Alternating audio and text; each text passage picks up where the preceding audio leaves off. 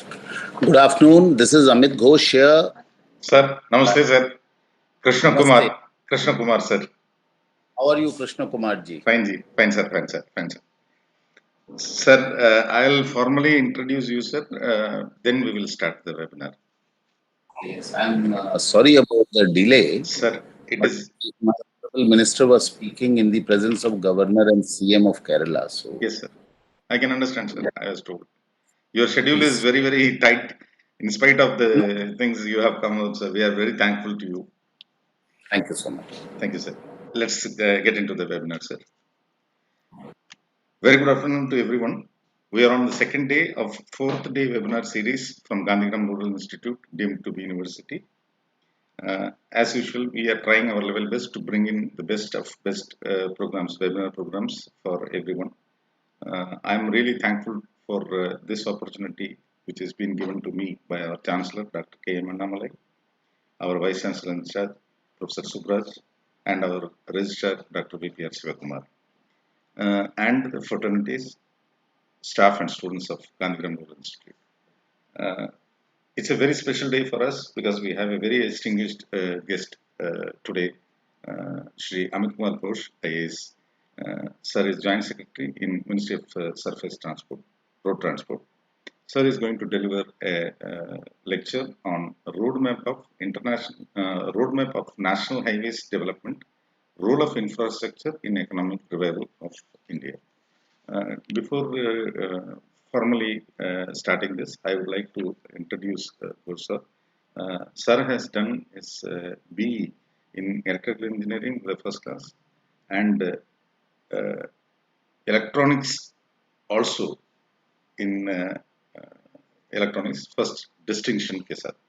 Then, Sir is now today handling joint secretary as a joint secretary in road transport and highways in New Delhi.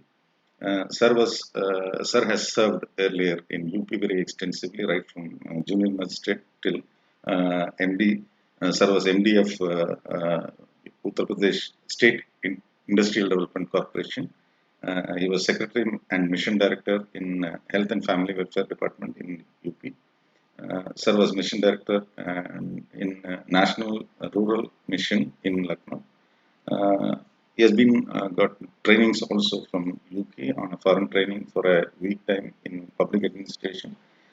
Sir was Inspector General in Registration, Stamp and Registration Department of Allahabad.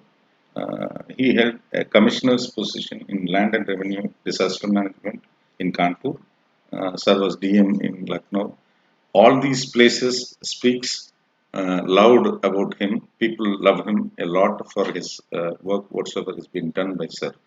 Very relentless worker, I can say. As an officer in central government services, every single individual knows Sir's contribution in road transport and infrastructure development. Sir, we are very blessed to have you in this program, sir. I thank you for taking out a very, very valuable time of you to address this meeting, sir. We are on the lecture, sir.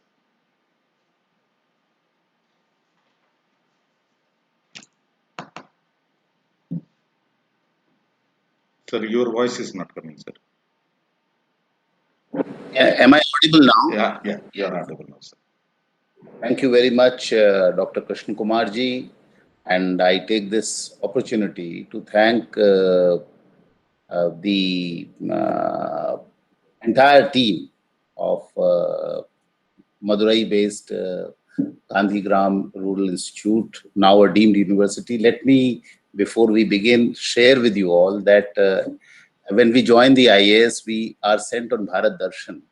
And one of the important stops in my Bharat Darshan, my group, was at Madurai when we had the honor to visit this institute and the museum.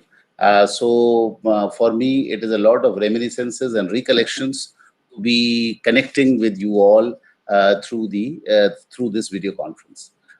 As Dr. Krishna Kumar has said, I belong to the UP cadre of the IAS. So most of my service has been either in UP or in Government of India.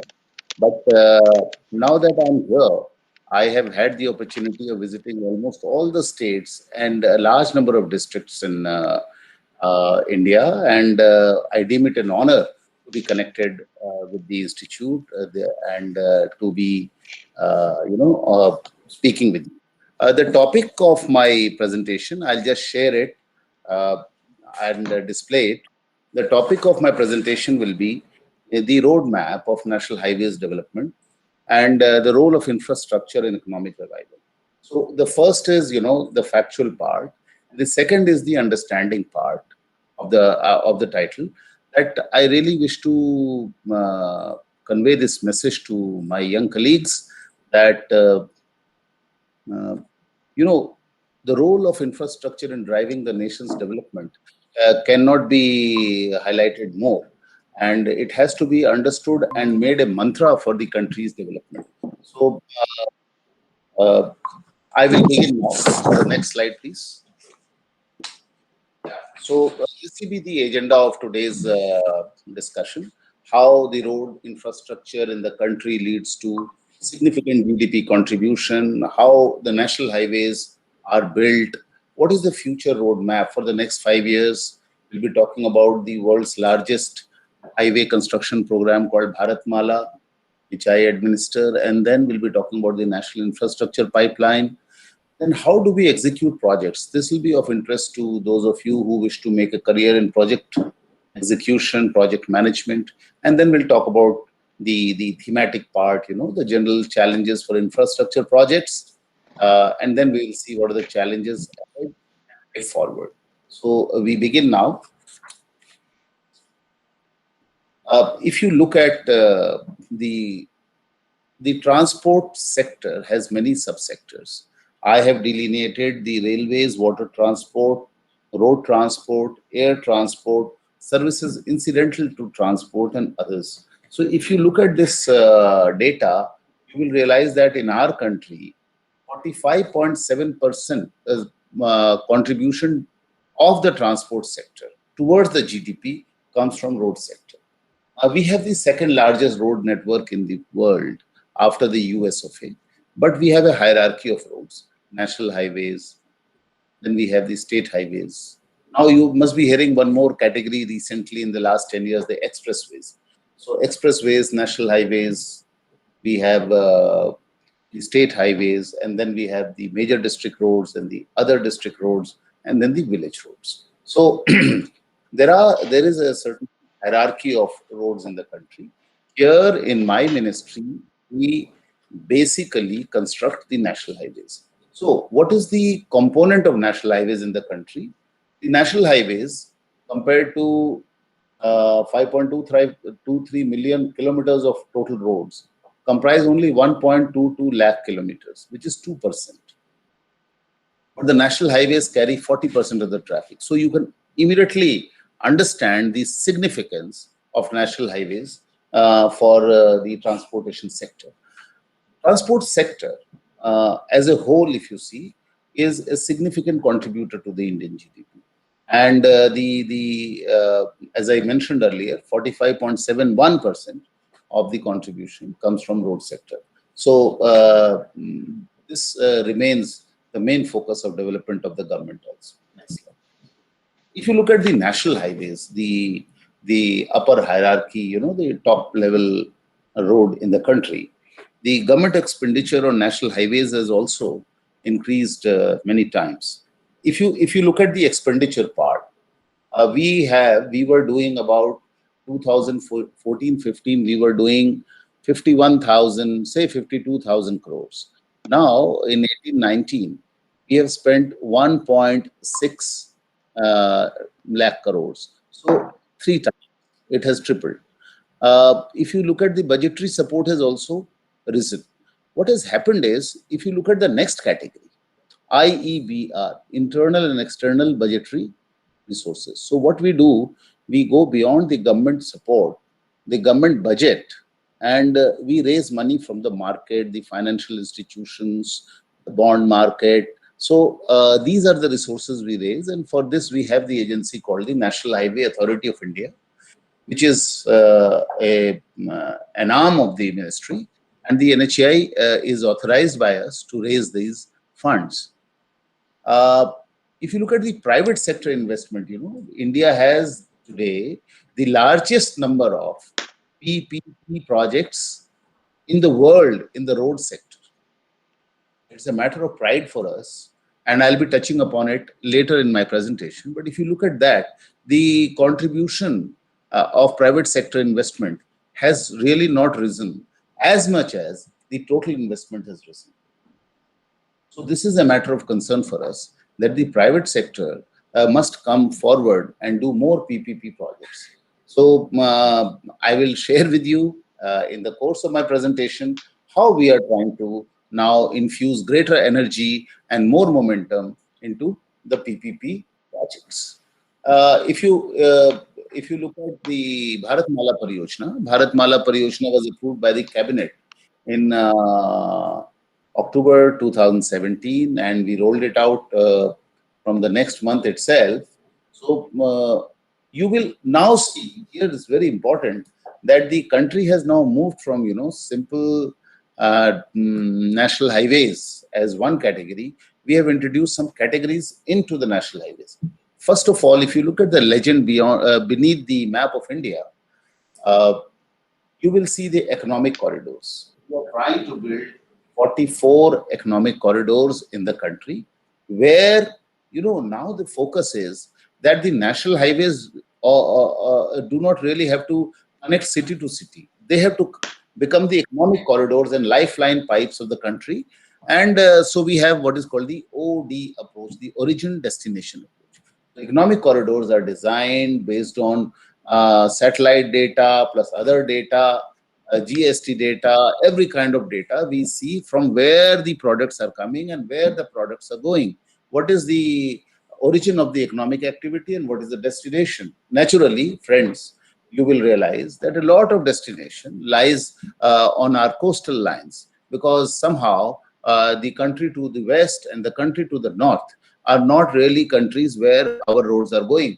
But definitely, when they go to ports and the coastline, from there, the shipping lanes open up and the world is ours. So, the economic corridors are designed to connect uh, major points of production and consumption within the country and across the world, in other parts of the world, in other countries. Then two economic corridors may need to be connected at different points. So you can see that inter corridors. But before that, as you know, there was a visionary program rolled out in 1997-98 called the Golden Quadrilateral, from Delhi to Mumbai, Mumbai to Chennai, Chennai to Kolkata, and Kolkata to Delhi again. So this was the GQ corridor. Similarly, we had the north-south and east-west corridors. So these four arms of the golden corridor of the GQ and the north-south and east-west alignments or the corridors, they are known as the national corridors. Again, we suppose there is a small patch or region or an economic zone which has come up. So at that point, we have to connect that production point to one of our national highways. So we call it the feeder routes. So this is the new. Am I audible? I hope. Yes. This is the as you can say, this is the new language or the new legend of the hierarchy of national highway corridors. So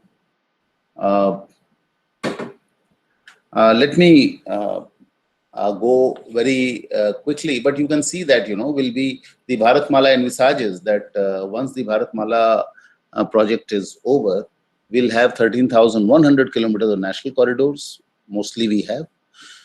So we'll have 26,000 kilometers of economic corridors. Similarly, you can see these figures, and you can see I had mentioned that most importantly, we have a very large program of port connectivity.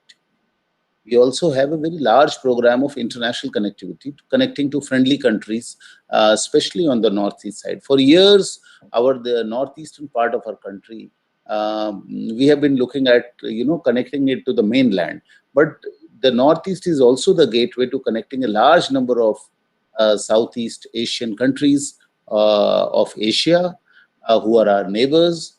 So, and they are, many of them are economic powerhouses. Next, please. Now, I spoke about Bharatmala. So presently, we are in the phase one of Bharatmala, which started, as I said, in November 2017, and is expected to go on till 2022-23. There may be some spillover because when you are building a very large number of projects, so some delays will occur. The national corridors, which includes the GQ and the north, south, east, west corridors, we are improving the efficiencies everywhere. We are going for 6 lane because a lot of traffic on the national corridors. Similarly, as I said about economic corridors, so you can see the length and the outlay. These are the two things we have to follow. And this is a $65 billion program. As I mentioned, this is one of the largest, this is the largest national highway building program anywhere in the world today. So India has made a big push towards this. And at this stage, friends, I would like to introduce the terminology of logistics efficiency. Uh, as you know, now we do ease of doing business and other such indices are there. So one parameter is the efficiency of logistics. What is the cost of moving goods from one point to the other in the country? When it is calculated as per a set formula, we find that we are far behind in logistics efficiency. In the world, Germany has the best logistics efficiency, and in Asia, Singapore has the highest logistics efficiency. We are actually presently. Uh, First of all, I would like to tell you what is the cost of logistics efficiency. In India, it is estimated to be between 13% to 16% of the GDP. So 13% to 16% of the GDP is going as the cost of moving goods from here to there. The US of A spends about 7% of the cost of GDP. So the lower this figure is, the better is the logistics efficiency. So once you reduce the cost of logistics, your logistics efficiency. Are you able to hear me, Yes, please? sir. Yes. Once you reduce that, your cost of your logistics efficiency improves. So one of the factors is this ministry had in 2015 done a study called Logistics Efficiency Enhancement Program Study. So Bharatmala and the origin destination approach and the corridor approach, these are all outcomes of that outputs of that study. And for this, we had used satellite data from the Bhaskaracharya Institute of Space Application, located in Ahmedabad. Next, please. Now, here, after talking a little about Bharatmala, I want to very quickly introduce you to the idea of the National Infrastructure Pipeline. The National Infrastructure Pipeline states that, uh, what is the infrastructure? The vision is that services that raise the quality of life and ease of living in India to global standards. So we have to have such infrastructure.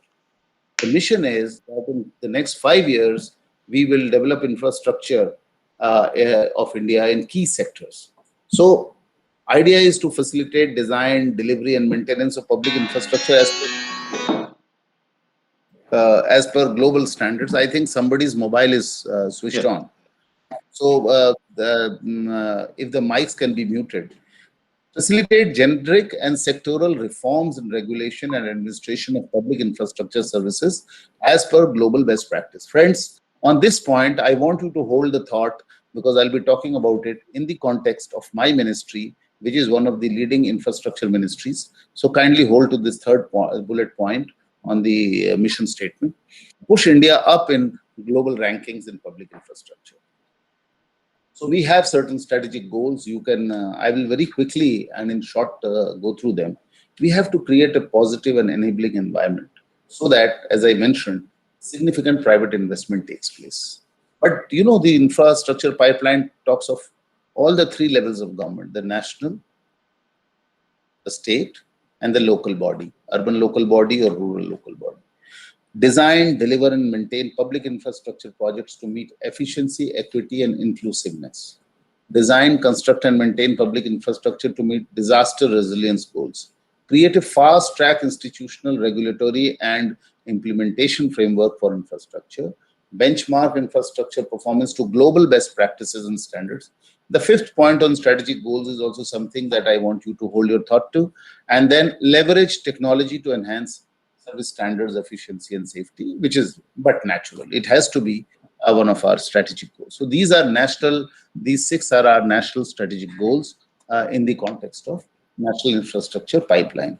We'll go quickly to the next slide where I'll talk about the road sector vision.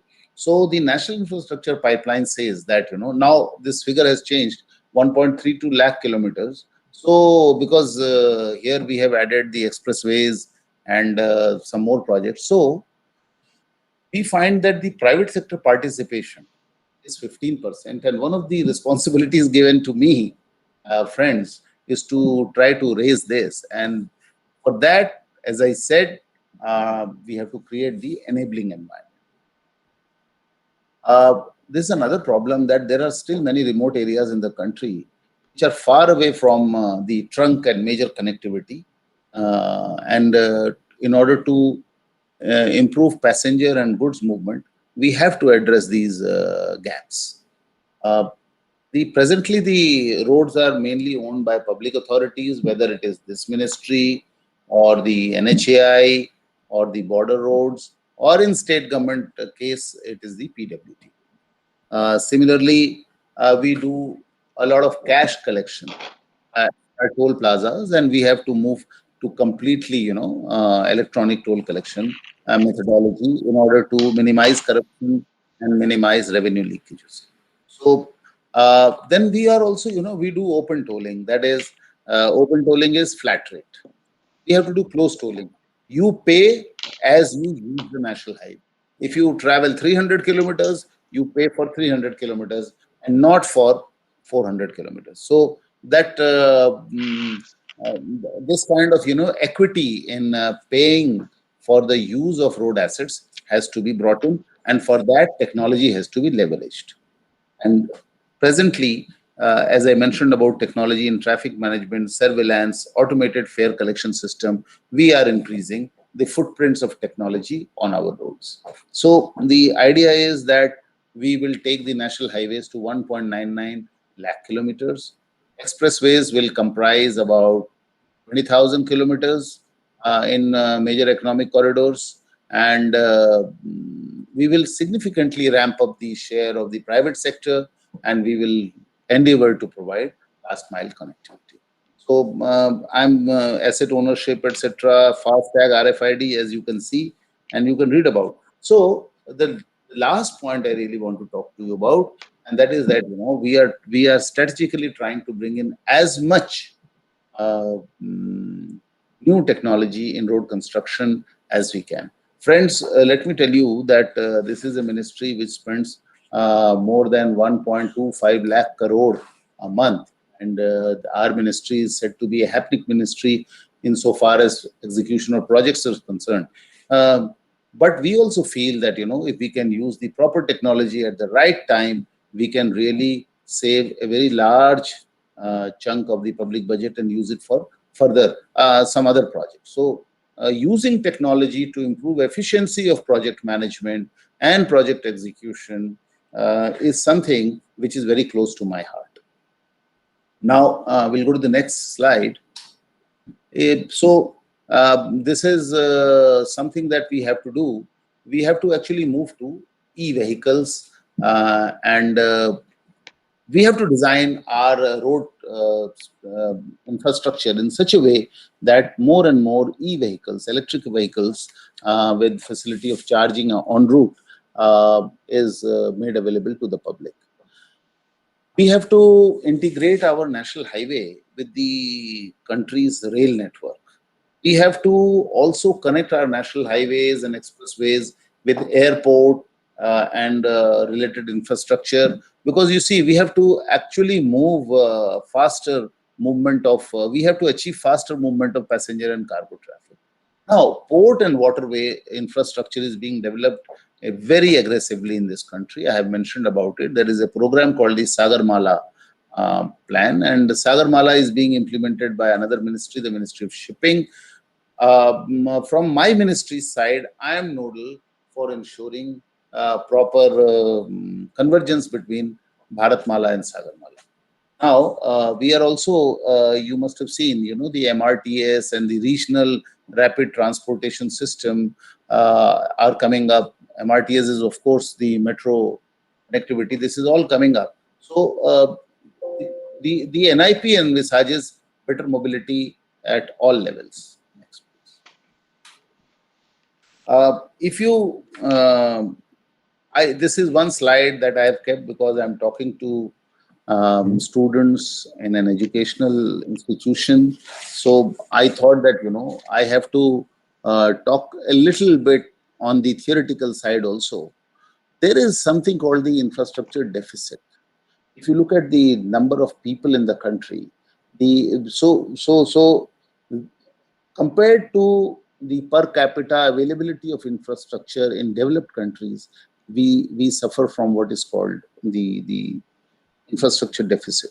And this impedes our rise insofar as the index of global competitiveness is concerned. So the World Economic Forum has got the Global Competitiveness Index. I will be sharing this presentation. So you can, I would suggest that this should be included in compulsory reading for every student, so that what is this index and how countries are being ranked is something that you should know. Now, there are two pillars of this global competitiveness index. The first pillar is the institutions. Now, in institutions, land administration, because no infrastructure can come up if the land is not available. Then the second is legal framework for settling disputes. So this is also something, as you know, in our case, in our country, these disputes of land, etc., they keep going on. Plus, this, I would like to say, includes also the way we settle disputes pertaining to contracts. So then again, we have to have a very, very transparent, very, very robust, reliable, and trusted regulatory and enforcement framework. So this only that can enhance transparency in our country. So the first pillar, next please, the first pillar of institutions, if you look, these are this I have included specially. If you look at Singapore, they have a certain ranking, and we actually do not figure in the top anywhere in any of these criteria: public sector performance, or the transparency, or property rights management. And if you see, Finland is so good, corporate governance. So New Zealand is way ahead, and Finland, and surprisingly, if you see Kazakhstan. So if you look at the government orientation, policy stability is very, very important. The investor who comes, the global investor, is looking at policy stability. Government's responsiveness to change. If they suggest something, is the government willing to do that? So here, let me tell you, friends, that we also do a lot of interaction with the stakeholders, whether they are, investment fund, global investment funds, or they are infrastructure companies, all kinds of even banks, and the chairman and MDs of different public sector and private sector banks, they keep talking to us because they have to actually decide on investment opportunities. So next slide, please. So when we look at the first pillar of institutions, the second pillar is infrastructure, and this is the subject of our discussion today. That on one side, India has to improve its institutions, and on the other side, that is why if you look at I had changed the topic slightly, the role of infrastructure in economic revival, because if we improve our infrastructure, to become more and more globally competitive. Presently, we are ranked 70 out of 140 countries ranked on infrastructure quality. So we have a long way to go. That's what I'm saying. Now, water and electricity utility infrastructure, if you see, our rank is very poor. So we have many programs like Jal Se Nal, Uday 2.0, where we are trying to improve this sub-index. Road connectivity, we are at rank 72. Now we are trying to do a lot of work, and I'm quoting from the executive summary of the National Infrastructure Pipeline Report of Government of India, where they are saying significant work is being done under the Bharatmala and the Pradhan Mantri Gramin Sadak Yojana, which is the Prime Minister's program for rural roads. Roads. Okay, so what we are trying to do is that we are trying on the rural side also, rural road side also, on the national highway side also, we are trying to drive infrastructure quality, in order to be able to, and if our global competitiveness index is good, we will have more investors coming in. And at this point in time, for the next few decades, the country needs more and more of infrastructure, investment in infrastructure. Now look at quality of road infrastructure. We are ranked 48. So if we adopt high standards and achieve them and stick to them and maintain them, so we will be able to improve ourselves. Efficiency, as I said, logistics efficiency or efficiency of transport. There are other different kinds of efficiency. Look at that. If you look at the table below, efficiency of train services, efficiency of air transport services, efficiency of seaport services. So this is a major program that we are trying to achieve, and you will again find that in transport infrastructure somehow you see Singapore is again doing very well.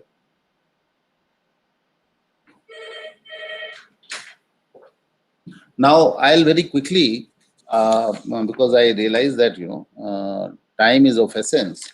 I'll just show you what constitutes the national infrastructure pipeline. Friends, if you see, the largest component will be the roads. Urban and housing will be the second largest. Railways, then conventional power, then renewable energy.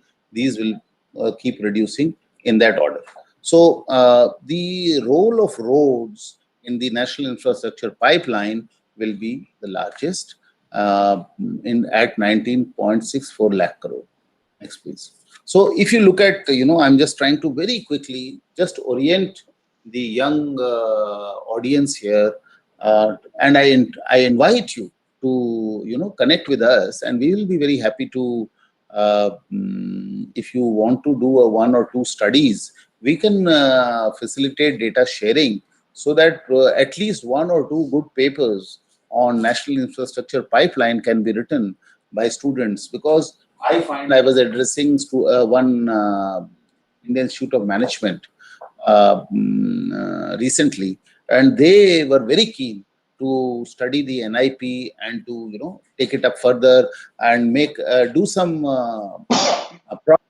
projects on national infrastructure pipeline. See, you do these projects, you get into the depth of the subject, you will find so much of data, and you can use it for writing good papers, and that will be good addition to your CV, let me tell you. So I'm not saying that it has to be only limited to national highways. Infrastructure sector as a complete sector gives you a lot of opportunities and openings to do some papers on, write some papers on. So if you look at the pie chart, the upper pie chart, we are trying to show you that upper and lower pie charts. If you see, we are trying to show you what was the sectoral composition of investment, uh, 14 to 19, and what it is going to be from 20 to 25. So, friends, you will see that lot of uh, new investment uh, is coming in different areas. For example, in urban area, the investment is going to rise. Similarly, some new sectors are getting added. Uh, Now let's look at the bar charts. We are planning 111 lakh crore investment in the next 5 years. So this is twice the investment made in last 6 years. In the next 5 years, the investment will be double of the investment made in the last 6 years. So this is a big challenge. And how do you develop that capacity to be able to absorb so much fund? So are we doing our work faster? Are we trying to award more projects? Are we trying to clear more projects? Ultimately, for example, the road has to be built on land. Are we trying to drive the land acquisition for the road projects faster? For that, the subdivisional magistrate and the who is the competent authority for land acquisition under the National Highways Act 1956, is he, fully sensitized, and he reports to the collector of the district. So is the collector of the district fully sensitized and, monitoring and solving the problems of land acquisition? Similarly, it is not just land. We need clearances from environment, from forest. There may be a tiger reserve. There may be a coastal economic zone. So all those problems. I got delayed today by 15 minutes because I was attending a VC meeting in which Honorable Minister Mr. Gadkari and the Honorable Governor of Kerala and the Honorable Chief Minister and so many union ministers and ministers of Kerala government, we were discussing about the upcoming projects in Kerala and the kind of investment and, the problems that are coming up. For example, land acquisition. Kerala, the land acquisition is not easy. Tamil Nadu, for example, land acquisition is very systematic, but we have a large program of land acquisition in Tamil Nadu. So we are going to be talking to each and every district of Tamil Nadu where our projects are, to the collector and the subdivisional magistrate or the SDO who is doing the land acquisition. Um, uh, Person to person or on a group basis for the state of Kerala, in which we are requesting the Principal Secretary Highways of Kerala and the Principal Secretary Revenue Administration of Kerala, of Tamil Nadu, of Tamil Nadu to join in. So why I'm saying that your institution is located in Tamil Nadu. Tamil Nadu comparatively has very good national highway infrastructure. So friends, as I mentioned, we are trying to spend 111 lakh crore in the next 5 years, whereas in the last 5 years we had spent 50 lakh crore. So the country has to gear up, tighten its belt, and get down to working and solving these problems so that infrastructure projects take off. Next slide, please. Here, I have tried to explain in greater detail how these projects we will achieve, the NIP. To successfully drive the NIP, it is not only important to have the aggregate figures. We have to go down up to the granular level of each project. And if you see, we now know that in the country, how many projects are under implementation, how many projects are at conceptualization stage, how many projects are uh, presently under development, and the large number of projects about which, we are yet to categorize them. And the mode, whether are you doing it in PPP, which is public private partnership, or are you doing it in EPC, in which is fully public funded, and or some other mode you are doing. So if you look at that, you will find that a very large number of projects uh, are presently the mode is not clear. So each project in each related ministry is now being studied, and we have to know which project will get completed when. For example, my ministry is implementing more than 1,800 projects at present, big and small. Now, to monitor 1,800 projects, we are having a very large, very quick um, upgradation of our reporting systems and the monitoring system, and we are instituting a very large ERP program so as to be able to get all the data and make sense out of it, and zero in on the project execution problems. So each ministry is doing this, and there's a lot of effort which is going on towards project identification and management. We'll go to the next slide.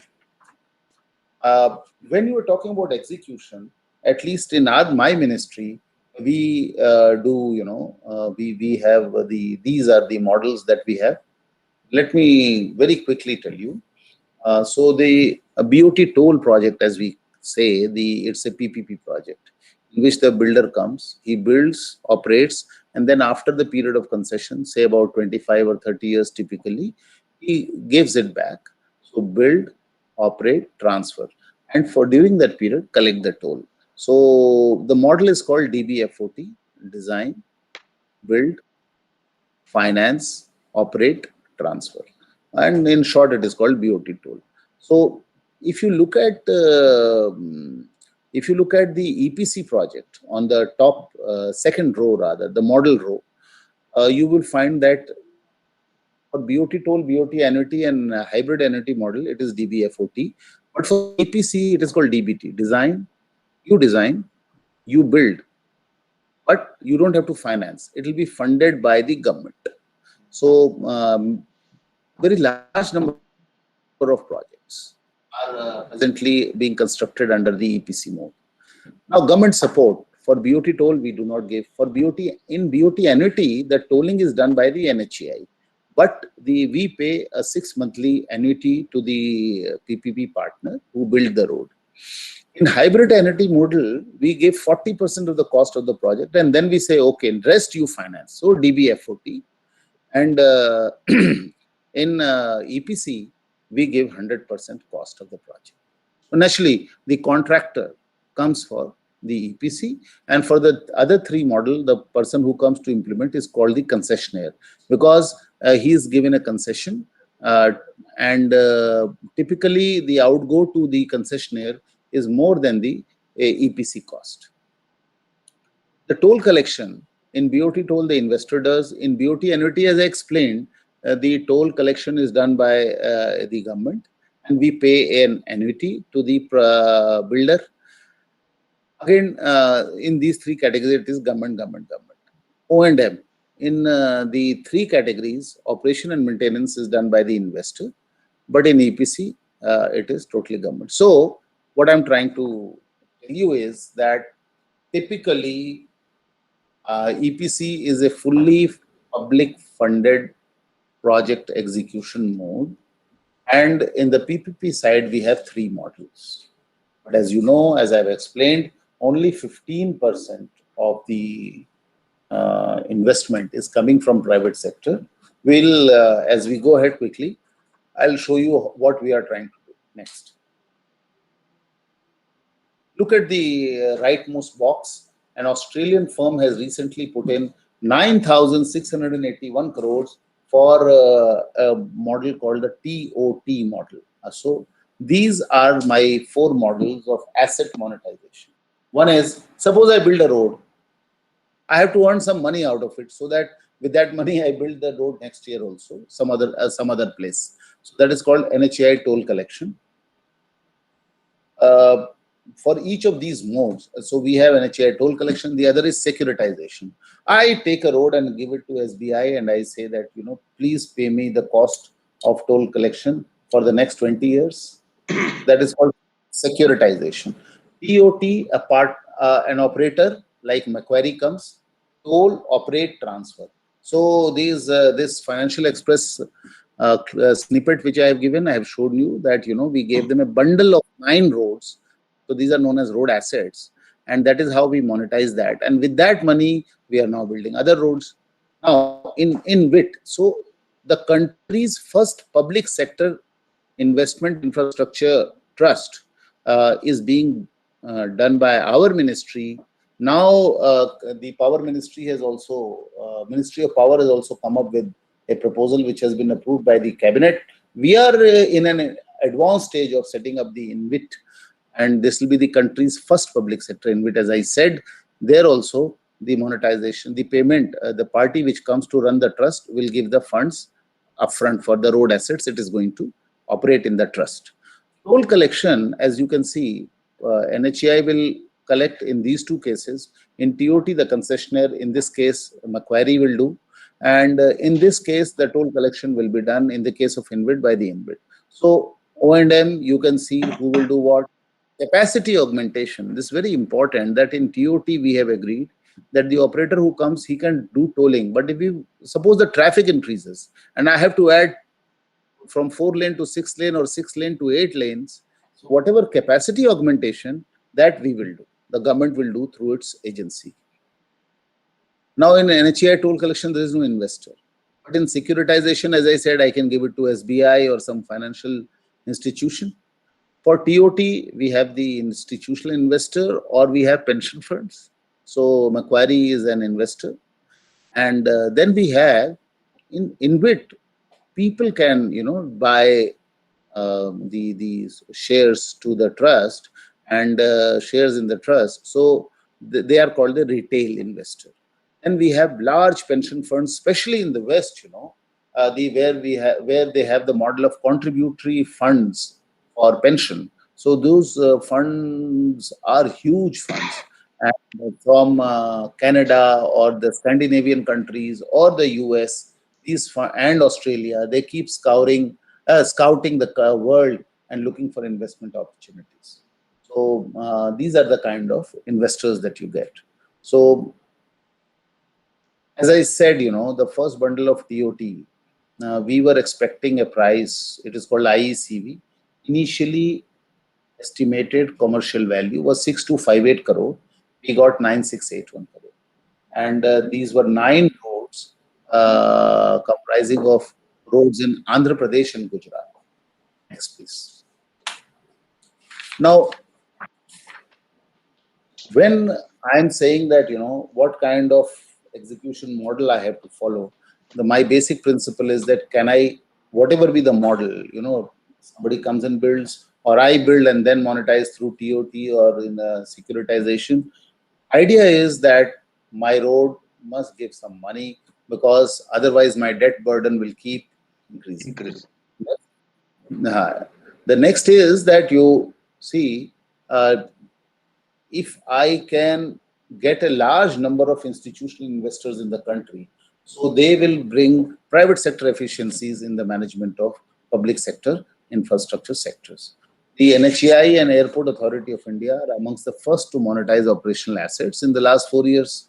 So some of the airports, as you know, are now off, not the fresh airports like Dial in Delhi or the Hyderabad airport. I'm talking about existing airports of Airport Authority of India, which have been taken over. I'll give the example of Lucknow, for example.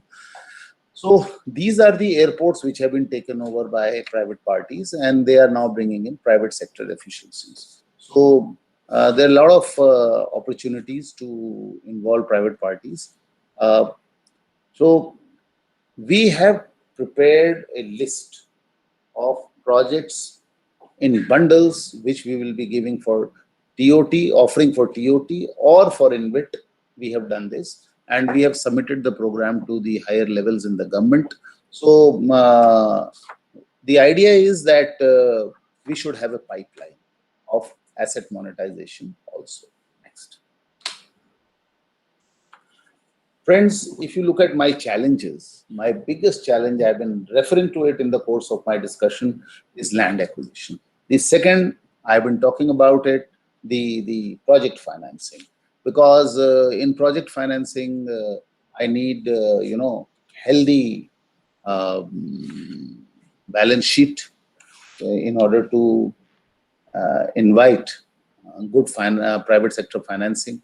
In environmental clearances, I've talked about, and the CAG has noted that 89% of cases, the environmental clearances get delayed. So that is something that we drive here very aggressively.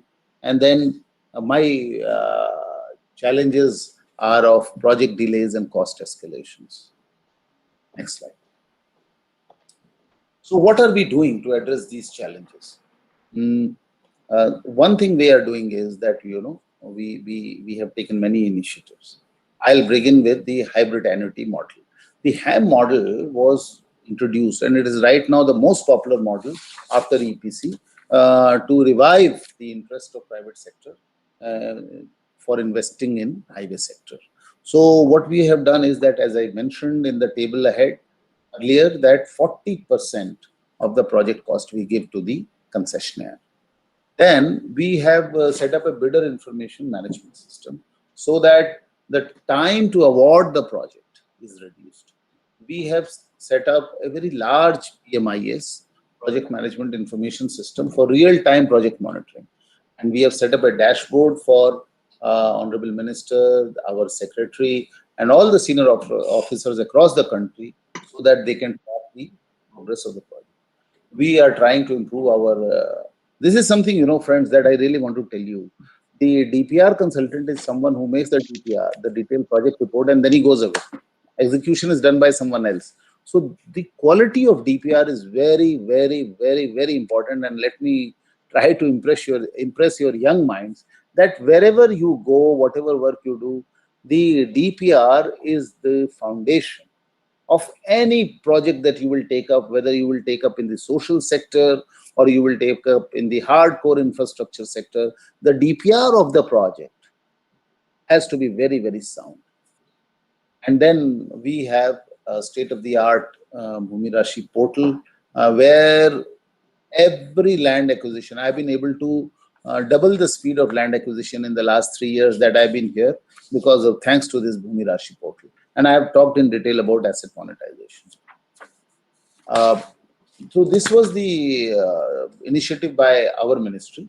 Let me also talk about, initiatives by the government as a whole. Next slide, please. So if you look at that, there is a group of infrastructure or infrastructure group. It is headed by our minister, Mr. Nitin Gadkari, to resolve multi-stakeholder issues. Generally, two times a year, this meeting takes place in which all the ministers of all the infrastructure ministries, plus Minister of Environment and Forest, Climate Change, and other such people who give clearances. At that, this is the highest level that we have this. What we have done is that the environmental clearance and forest clearances were earlier linked. Now this has been delinked. So what happens is that once the forest clearance is achieved, then we can start cutting the trees in order to build the project. Now here's something that young colleagues will ask me: why do you cut so many trees? Let me tell you that we plant equal or more number of trees in each and every case, and our ministry is very, very particular. In fact, we have a program called the Green Highways program, and we have a National Highway Excellence Award system in which we award people for doing very good work, and we give them national awards for green highways. But that was a kind of explanation for the second bullet point. Let me come to the third: the cabinet secretariat. This is another higher level, which is the apex secretariat in the country. They do follow-up action on all the observations made before Honorable Prime Minister and the PMO. Then we have the proactive governance and timely implementation called Pragati. And you can also visit it, friends. You can go and see Pragati, pragati.nic.in. If you Google, you can see the result of each and every review meetings taken by Honorable Prime Minister. This is the kind of transparency and the government is trying to maintain. So do visit us at pragati.nic.in. My ministry's website, you are always welcome to visit. You are welcome to visit the website of NHAI. Next, please. So we have to improve the speed of construction. I have said this. We have to get the best of technology, alternative construction materials. We have to raise funds through asset securitization. Given the situation of COVID-19 pandemic, this has become very, very important. We have to complete the strategic road projects because, see, friends, you have seen what has happened in the Galwan Valley and the Depsang Plains. So a lot of focus on our Himalayan borders, and we are trying to do our best to award the projects there, clear all projects proposals coming from that area on priority without neglecting other parts of the country. And then we have to improve the private sector participation. So let me very quickly say, friends, that COVID-19 pandemic has impacted the GDP on US. So that's why I have said the role of infrastructure in economic revival.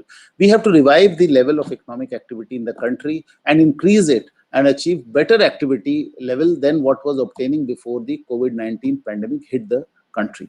So national highway construction and other highway construction has the potential to provide this impetus.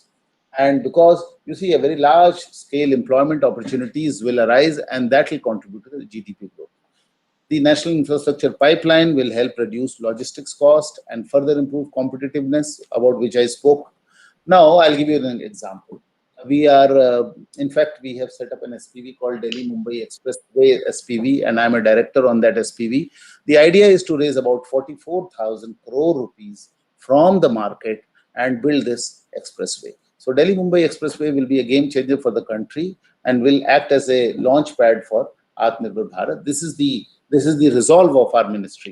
Let me from Tamil Nadu. Let me also give you the good news that we are also now we have awarded one project on the Chennai Bengaluru expressway. This will be an 8-lane expressway. In the first phase, we'll build 4 lanes, and then we'll add 4 lanes as the project goes ahead. We are building 22 such expressways, which are called greenfield national highways. So, friends, the idea is that from Solapur, connect Hyderabad directly.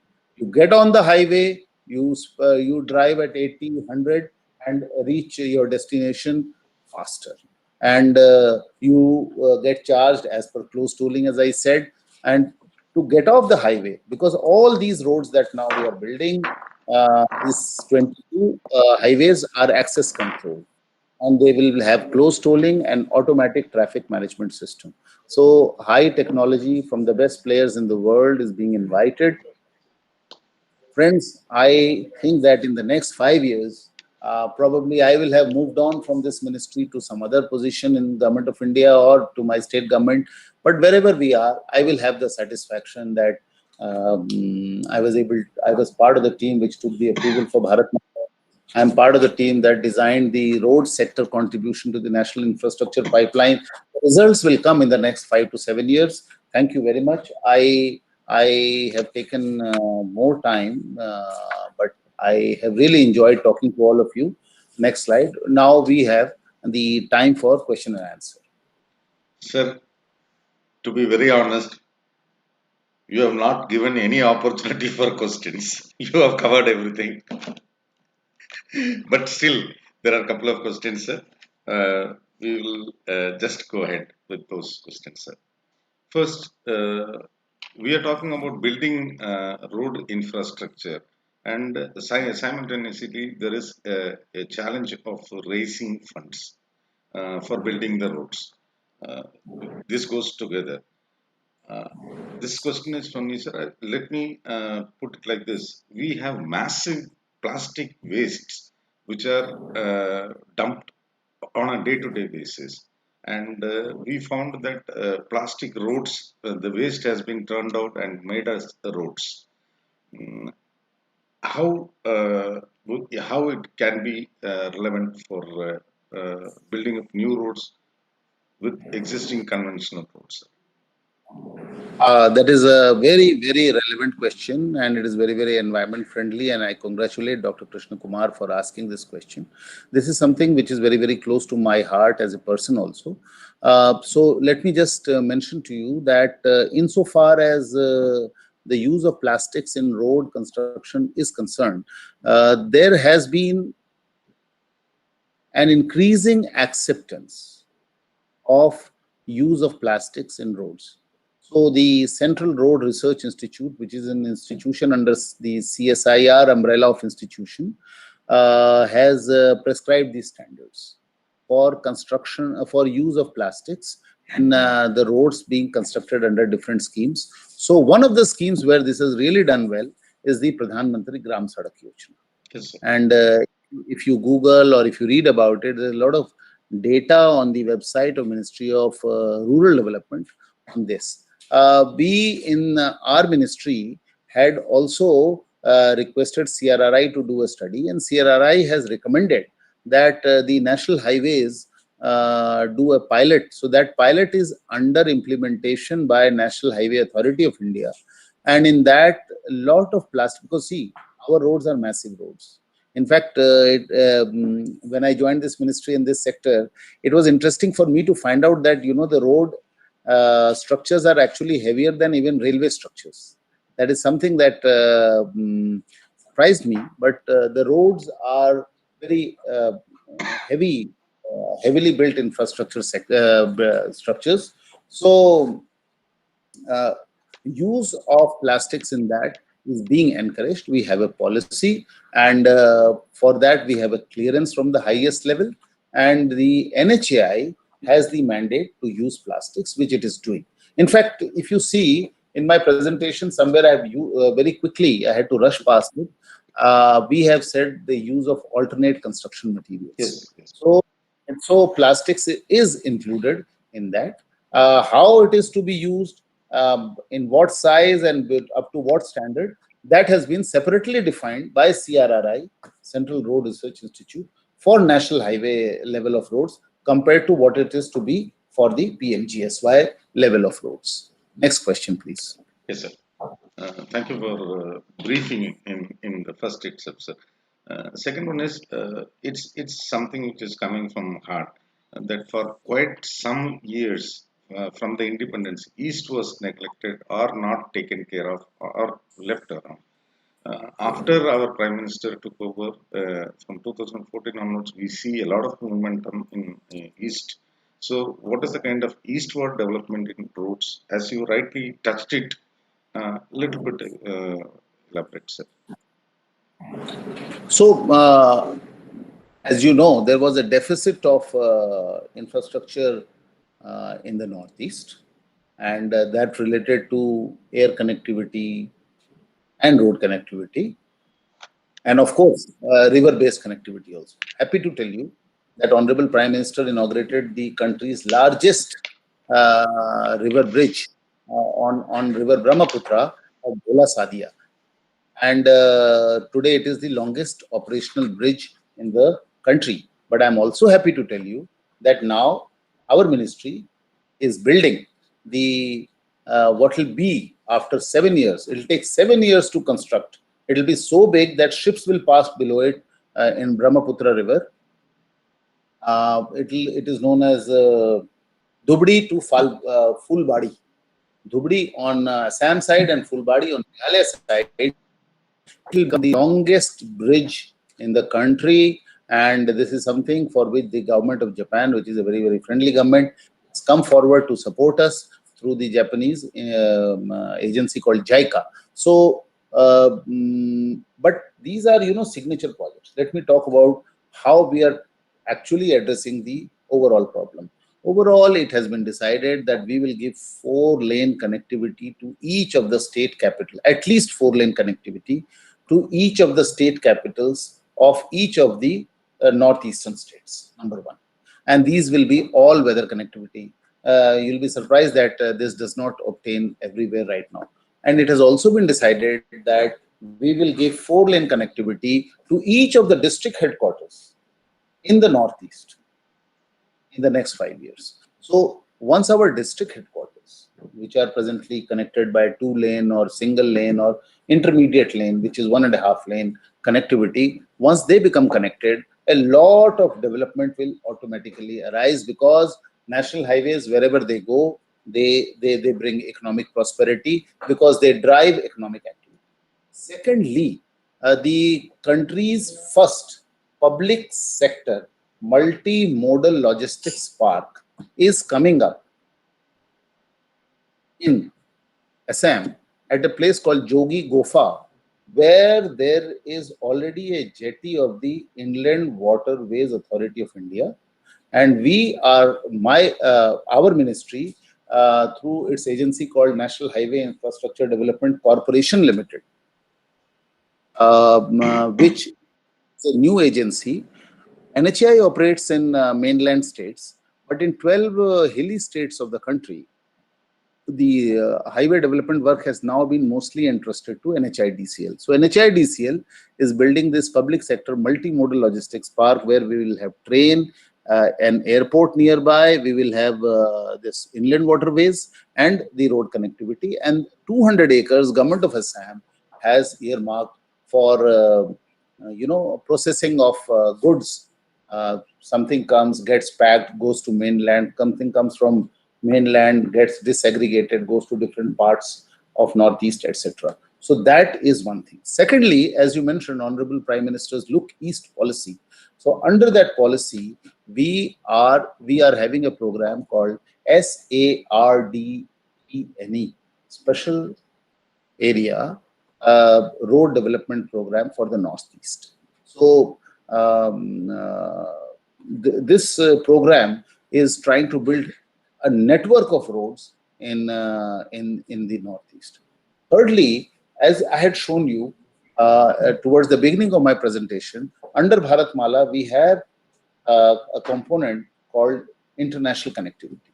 As I mentioned, due to geopolitical reasons, we are not going towards the west of the towards Punjab and all that. We are moving towards northeast. So a large number of connections to Bhutan, Myanmar. In fact, we have a road called the Trilateral Highway, and this goes from India northeast to Myanmar and then on to Thailand. Friends, today we all fly to Thailand. There'll be a road connection to Thailand from Assam. So, and I had gone to attend a seminar in Assam on Assam's development, and their senior bureaucrats and political leaders, they recalled what was happening 200 to 300 years ago when Assam and Guwahati were the nodal center for the trade in all that area, including up to Thailand and Vietnam. So, road connectivity in that area to all these countries that I'm mentioning is possible and is being driven under the Bharatmala program also. Thank you, sir. Thank you for answering this question, sir. Now, again, the last couple of questions, sir, one or two more questions.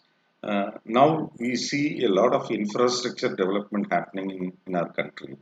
There are monsters like multi-axle vehicles are coming on road. And you have touched that subject that yes, we are going for clean fuel availability across the roads. Uh, can you just brief it, sir, how the pollution is taken care, the menace of pollution is taken care? So, this paradigm that faster and more intensive economic activity must per se, ipso facto, lead to greater pollution is something that we have to negate. We have to prove to ourselves and the world that economic development, especially in the transport sector, can be done and can be consistent with the protection of the environment. So, as I mentioned, the electrical vehicle policy of the country, this is a huge, huge initiative. In fact, right now there is a race between India and China. China is pretty ahead. But when India moves, and we have been moving in the last 20 years, we will become a very, very significant player on the e-vehicle side, electrical vehicles side. Now, uh, we had recently a presentation from Sweden on introducing electrical lines and an electrical connection on our national highways, so that in the existing national highways the electricity connection, continuous rails are available, and a connector will come from the trucks. The trucks have to be modified and they will run for 200 kilometers on that, and also charge their batteries for the next 200 kilometers. So each 200 kilometer we have to provide these lines in the country. So that kind of thing, which will be based on electricity, will be the cleanest option possible. The In the meanwhile, this is a very, very big question about moving from the fuel based engines to electric engines. So I think that this is going to become a very, very big sector, and we will also emerge as one of the big players in the world, and certainly the first or the second player in Asia. So there is a big race on, and I hope that these big vehicles which are coming will be more and more environment friendly. Thank you. Thank you, sir. The questions are coming more, but still, we would like to come back with you for the questions in terms of mails, it will be, because a lot of questions are there. I really thank you very much, sir. We have seen this kind of webinars. I'm hosting many webinars, fully prepared. It's like warfare preparation. Your lecture has covered almost everything. You have left with no questions, almost covered entirely. I really would like to thank you on record, sir. Before thanking, I'm really very happy that you have visited Gandhigram University, and on behalf of the management, would request you to come back once again to deliver a lecture post Corona scenario when our students are available. It will be very, they will be enlightened with your vision and work, sir. I take a formal uh, uh, thank, thanks for you, sir. I'm acknowledging that Shri Amit Kumar Ghosh, sir, has come in this webinar, enriched us, and we are enlightened, and the information flow was very, very, very important, which needs to be communicated to the entire world, if not, but at least to our people, that how much activity is happening in this ministry, and we have a fantastic view of roadmap of national highways development, role of infrastructure in economic revival, sir. I really thank you very much for participating in this webinar, sir. We will invite you once again for some other subject. Thank you so much, sir. Jai Hind. Jai Hind. Thank you very much.